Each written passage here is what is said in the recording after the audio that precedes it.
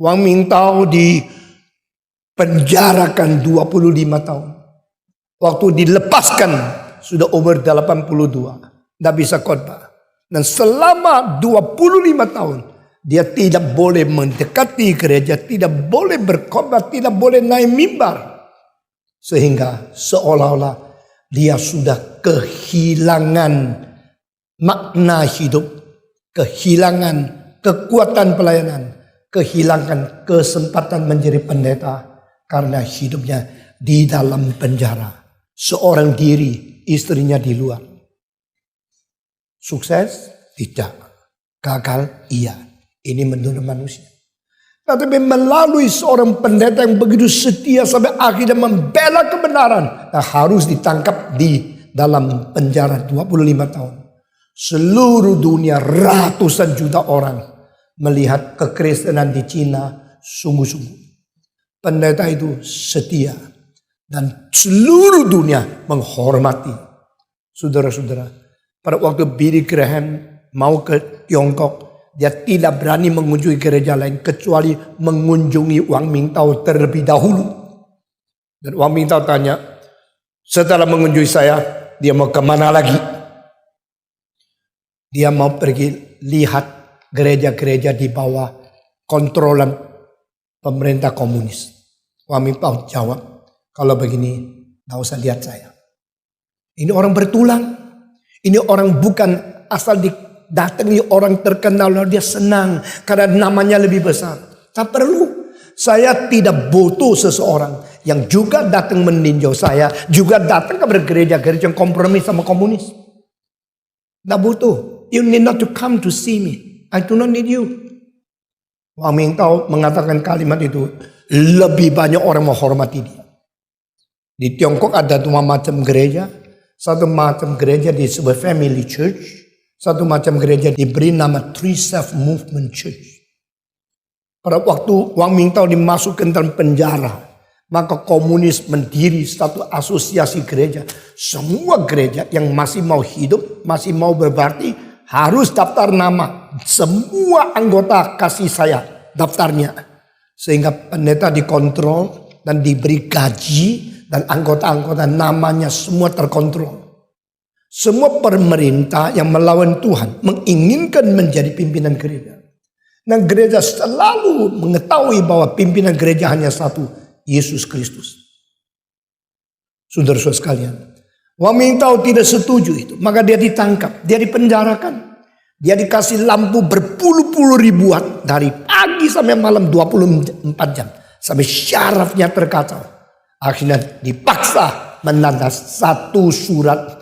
Setelah dia tanda, lalu dia baru boleh tidur. Lampu ditutup, dia boleh mengasuh dan dibawa keluar dari kamar interogasi itu. Sesudah besok paginya di surat kabar dimuat bahwa pendeta terpenting di Beijing telah mengaku dia adalah antek-antek imperialisme. Dia adalah seorang yang menjual negara, pengkhianat daripada negara Tiongkok. Karena dia pernah menjadi antek-antek, terima uang menjilat orang barat. Dia dah tahu. Waktu dia bangun, setelah tidur, orang kasih tahu sama dia. Tahu-tahu, engkau kemarin tanda tangan apa? Saya terlalu capek, lampu terlalu keras, lalu saya tanda tangan. You tahu tanda tangan di belumnya, sebelum itu tulisan ada, saya mengaku, saya seorang pendeta pengkhianat negara. Saya seorang pendeta yang menjual negeri. Saya seorang yang menjilat imperialisme. Menjadi lawan daripada seluruh rakyat Tiongkok. Saya sekarang mengaku dosa kepada seluruh rakyat. Saya minta ampun seluruh rakyat. Saya pendeta palsu. Itukah yang ditulis? Dan itukah yang saya tanda tangan? Iya. Dia berjalan di tengah jalan. Mencantak rambutnya. Dan berteriak-teriak. Saya Yudas, saya Yudas. Ampuni saya ya Tuhan. Saya telah menjual engkau. Seluruh Tiongkok melihat saya antek-antek yang imperialisme. Selama ini saya berpuluh-puluh tahun berkhotbah menjadi pengkhianat negara dan rakyat. Ampuni saya. Waktu dia terus menangis. Dia berjalan mau apa? Mau kembali kepada pemerintah komunis. Mengatakan aku menyesal. Aku tanda tangan. Tolong ditulis lagi di surat kabar. Saya terpaksa tanda tangan karena syaraf sudah kacau dengan lampu berpuluh-puluh ribuan. Siapa mau peduli kamu? Kamu sudah tangannya itu. Tidak usah bicara lagi. Tidak, saya minta koreksi. Tidak bisa. Akhirnya masuk penjara 25 tahun. Sesudah itu gereja Three Self Movement seluruh Tiongkok menamakan diri patriotis. Orang yang mencinta negara. Gereja yang sungguh-sungguh patuh kepada pemerintahan komunisme di bawah Mao Zedong. Lalu ada orang Kristen yang terlalu sedih. Mereka keluar dari gereja. Tidak lagi masuk gereja. Mereka masuk di rumah-rumah. Diancam, diinterogasi, dikelilingi oleh itu polisi-polisi.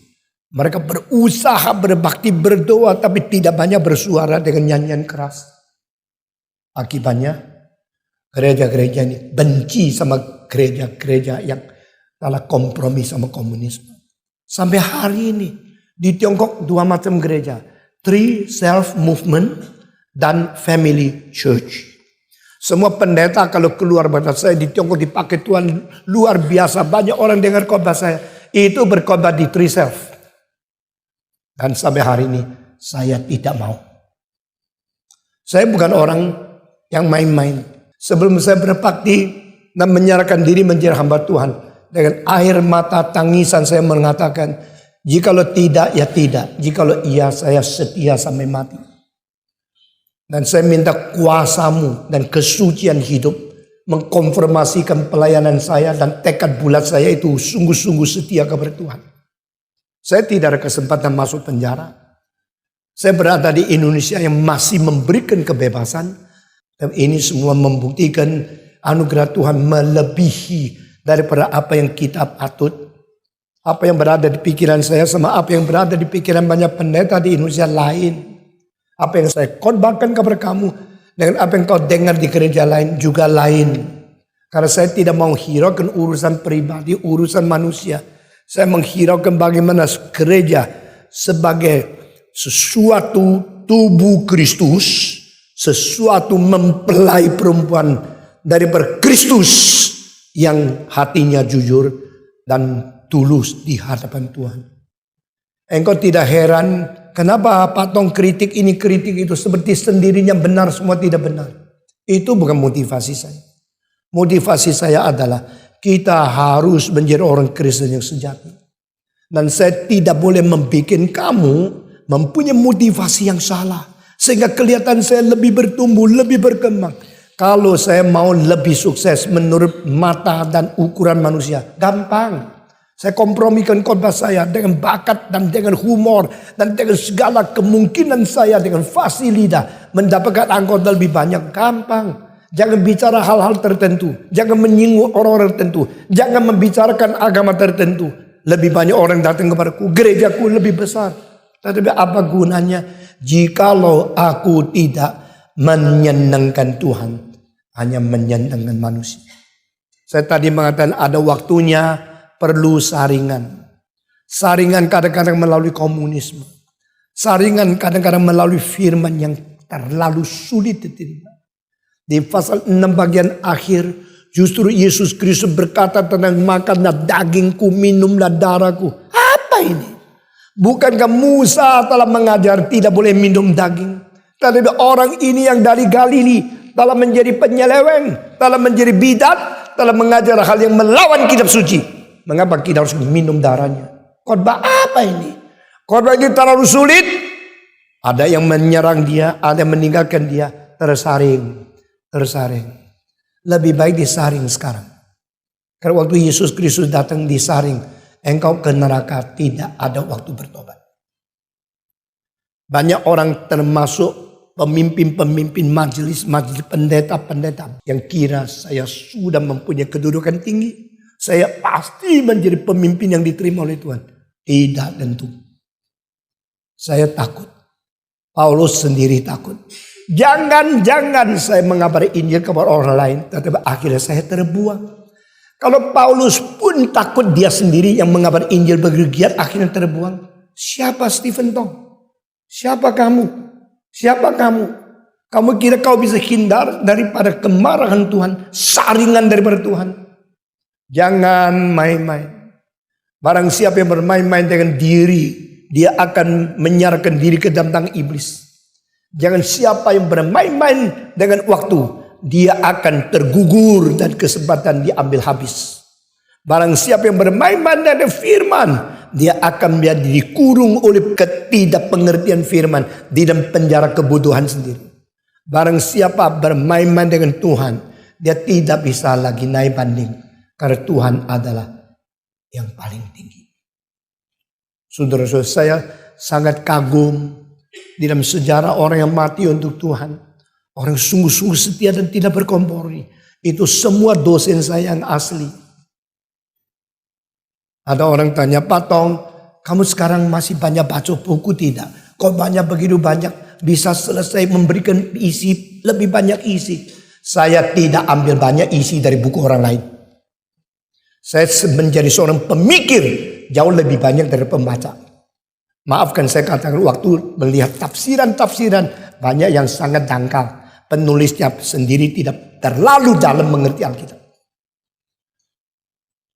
Saya harus berakar sendiri dan menjadi orang yang patuh kepada seluruh kitab suci. Lalu menjadi orang innovative dan original thinker with creativity yang tidak ada pada orang lain. Kalau tidak, saya tidak bisa memimpin dunia ini. Saya tidak harap khotbah itu kau senang sudah saya puas. Tidak. Saya harap khotbah saya nanti akan merubah seluruh dunia. Termasuk gereja-gereja barat. Dan orang-orang yang anggap diri sudah ada akademis, sudah mengerti banyak. Saudara-saudara sekalian, maka saya bersyukur bertuhan abad ke-20 di tengah-tengah orang Kristen susah, miskin, sangat teraniaya dan banyak-banyak yang telah menderita berat di Tiongkok. Tuhan mensisakan atau memelihara, menjaga beberapa tokoh yang tidak pernah berkompromi. Setia sampai mati. Dan pada waktu terakhir kali Wang Mingtao dikunjungi oleh 2 orang dari Hong Kong. Yang satu nyonya pendeta yang saya kenal karena saya pernah berkhotbah di gereja suaminya. Dan diberikan hanya 2 menit boleh ketemu Wang Mingtao.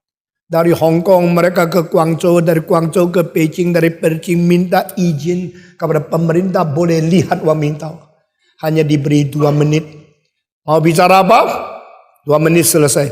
Akan dibawa kembali dengan brogolan rantai masuk penjaranya. Saudara, waktu ketemu Wang Mingtao, tanya, bagaimana engkau? Dijawab, jangan banyak pikirkan tentang saya. Kabarkan Injil dan setia kepada Tuhan.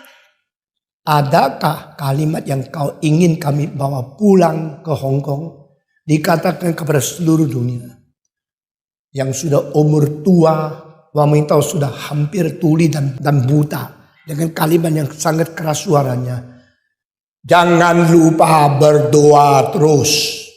Dan harus harap Yesus akan datang. Hidup suci dan kabarkan Injil. Setia sampai mati.